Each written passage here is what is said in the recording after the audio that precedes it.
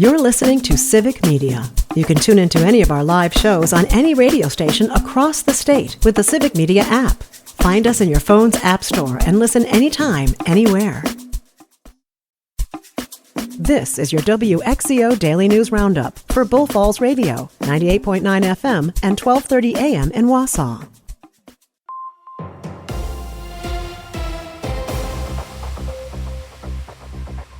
For WXCO News, I'm Brittany Merlot. A federal judge has issued a temporary block on the Trump administration's cancellation of hundreds of millions of dollars in AmeriCorps grant funding and thousands of service workers in about 24 states that sued in April. Joanne Krulotz has the details. The decision means the federal agency must restore grant funding and Corps members in those states. The federal lawsuit was filed by Democratic state officials across the country. It accused President Donald Trump's cost-cutting efforts through the Department of Government Efficiency of reneging on grants funded through the AmeriCorps state and national program. The program was budgeted $557 million in congressionally approved funding this year, but the judge is allowing the 30-year-old federal agency to proceed with its reduction in force. And a Wisconsin-based global company shows its pride this June with a fundraiser for Trevor Project. Lisa Hale tells us more. Schreiber Foods put foot to pavement Friday in celebration of Pride Month with the Peak Beyond 35 run through the streets of downtown Green Bay. Joyce Gow, co-chair of the company's Pride Business Resource Group, said the event has special meaning. And the name Peak Beyond 35 refers to a fear that some folks in the LGBTQ community have that they may not live beyond the age of 35. And so we're here to show them through funding, of supportive nonprofits, and through putting ourselves through something that's physically challenging, that we believe that they can peak beyond the age of 35. The Peak Beyond 35 run raised money for the Trevor Project, a nonprofit providing crisis support and peer support to LGBTQ+ youth. Schreiber Foods is a global company operating in 40 countries, headquartered in downtown Green Bay. The Madison school teacher who was killed in the December shooting will be honored at a national memorial. Savannah Tomei-Olson has the details. 42-year-old Erin West was loved at Abundant Life Christian School. She was the substitute teacher coordinator.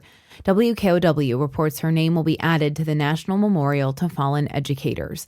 It falls under the umbrella of the National Educator Hall of Fame in Kansas. The memorial includes 3 large stone books. They're all engraved with the names of teachers who died serving others. It was created after the Sandy Hook school shooting in 2012 and is the only memorial dedicated to teachers who died on the job because of violence, accidents, or illness like COVID-19 they caught at work. With 189 names, the memorial is now almost full. The organizers have a fundraiser to add more books to hold more names. West will be added to the memorial in a ceremony June 20th. Meanwhile, the Abundant Life shooter's father was just in court. Jeffrey Repnow faces felonies for allegedly supplying the gun his daughter used to kill West and 14-year-old Ruby Vergara and hurt 6 more before she died by suicide. The court appearance was uneventful. Lawyers scheduled a preliminary hearing for July 24th. That's where a prosecutor has to prove that they have enough evidence to move forward with a case. Dane County District Attorney Ismail Ozan had previously said no one knew the girl better than her father, and his actions contributed to the shooting. For each of the 3 shootings, Repnow faces the potential of 6 years behind bars and up to a $10,000 fine. Of course, we'll continue to follow this case as it moves through the court system. Despite a breakdown in budget negotiations with Governor Tony Evers, Republican co-chairs of the legislature's Joint Finance Committee remain optimistic. Lisa Hale explains. Speaking to the media last week, Senator Howard Markline of Spring Green said the committee has put 3 budgets on Evers' desk in the past 3 budget cycles, and he signed them. Markline noted, quote, "A lot of the priorities that the governor's office and the Republicans have are very similar." JFC co-chair Representative Mark Bourne of Berlin said Republicans broke off negotiations because the Democratic governor demanded spending increases that outpaced tax cuts they wanted. An Evers spokesperson said that is not accurate. And some great movies have been filmed in Wisconsin, but a tax credit could bring more of them here. Joanne Krulotz tells us more. A bill to provide a film tax credit in Wisconsin and establish a state film office has moved out of a Senate committee. Wisconsin Tourism Secretary Ann Sayers says the state has lost out on a lot of opportunities because productions don't want to film in the state due to a lack of film credit. Sayers says the department has heard from plenty of producers that they'd like to film in Wisconsin, and now is the time to get the bill made into law. The bill would allow companies to apply for a 30% credit equal to cost of salary or wages for Wisconsin residents working on productions.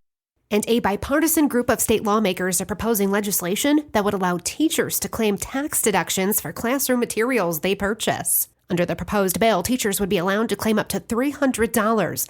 The bill was co-authored by Republican State Representative David Armstrong, and Democratic lawmakers say it's the least they can do for now, but the state should be doing more to fund schools. It's an utterly wild story. Here's Lisa Hale. You may remember the story of Louie and Ophelia, the two North American river otters who took advantage of a snowstorm to escape their enclosures at the new zoo and adventure park in Swamico back in March. Well, Ophelia was recaptured and she was returned home in April. Louie, however, it seems, has chosen the wildlife. The new zoo says he hasn't been spotted repeatedly in one spot for them to set a trap. The good news is that Louie was born in the wild and has the skills he needs to survive in the great outdoors. The zoo says now, instead of trying to find their runaway, they will work with the North American River Otter Species Survival Plan to find Miss Ophelia a new mate. And a measure to increase fishing and hunting license fees has so far survived negotiations. Republican lawmakers have already removed hundreds of items from the governor's proposed budget, but left the increased license fee measures in. Officials say the increase would provide over $30 million every year in additional revenue, which would help prevent the Department of Natural Resources from operating with a deficit next year. Speaking of, the Wisconsin DNR just caught a goldfish in the wild in Wisconsin.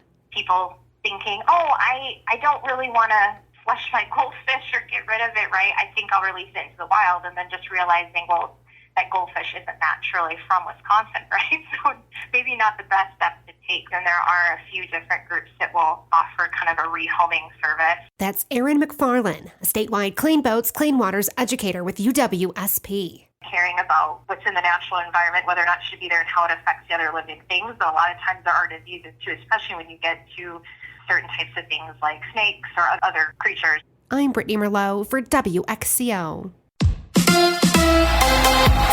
It's the Brewers and the Braves. Hi, I'm Mike Clemens with sports. Baseball Game 2 of the Brewers and Braves series tonight in Milwaukee. The Brewers looking to bounce back after losing last night 7-1. Atlanta's Matt Olson smacking a 2-run homer off the first pitch thrown by Brewers lefty D.L. Hall in the 5th. Coming out of the pen, you can't be soft out the gate. You gotta go right at him, and I kind of eased into the first pitch, and he made me pay for it. He's a good hitter.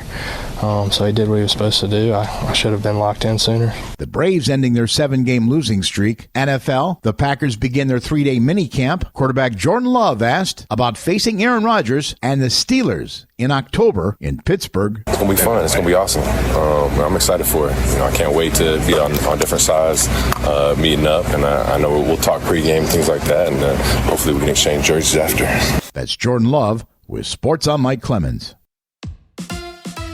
On your entertainment beat, I'm Pete Schwaba. Lilo & Stitch is still the box office champ. The biggest hit of the summer so far pulled in $32 million last weekend and is now pushing $800 million globally at the box office. The film is showing some great gams with only a 50% drop despite being in its third week of release. The number 2 spot goes to From the World of John Wick, Ballerino, which brought in a less than expected $26 million in its opening weekend and $51 million globally. The 8th installment of Mission Impossible saw only a 45% drop in its third week of release. Final Reckoning is currently at $450 million globally. Karate Kid Legends brought in $8.5 million to come in 4th place, and gruesome horror film Final Destination Bloodlines continues to show incredible staying power by coming in 5th place and pulling in $6.5 million in its 4th week. The film has now pulled in $250 million worldwide. The 2025 Tonys are in the books, and the big winner from Sunday night's event was Maybe Happy Ending. The production, a love story about two abandoned robots, was named Best Musical and brought in 6 other awards as well. According to Variety, the play struggled to find an audience until the reviews came in. Similar to the moving picture box office, the theater industry seems to be back on track following the pandemic, with $1.89 billion in ticket sales, which is a record. Brendan Jacobs Jenkins became only the 3rd playwright to win Tonys in consecutive years with this year's Purpose,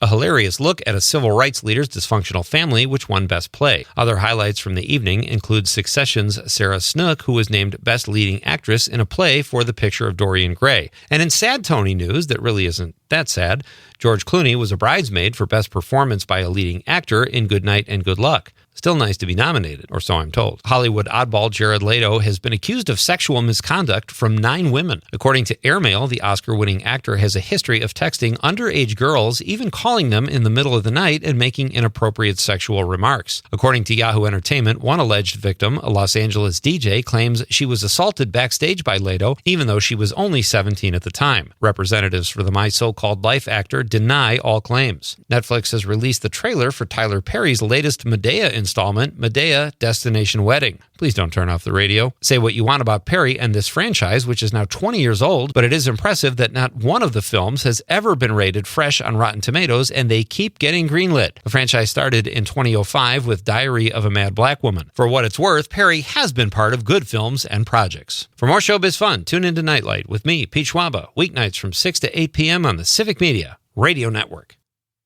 It is going to be partly cloudy and a bit warmer today. Our high in the low to mid-70s this afternoon. Tonight, mostly clear. We're going to drop to around 60 for an overnight low. Tomorrow, sunny and even warmer with a high in the upper 70s to near 80. Scattered showers and thunderstorms are possible tomorrow night.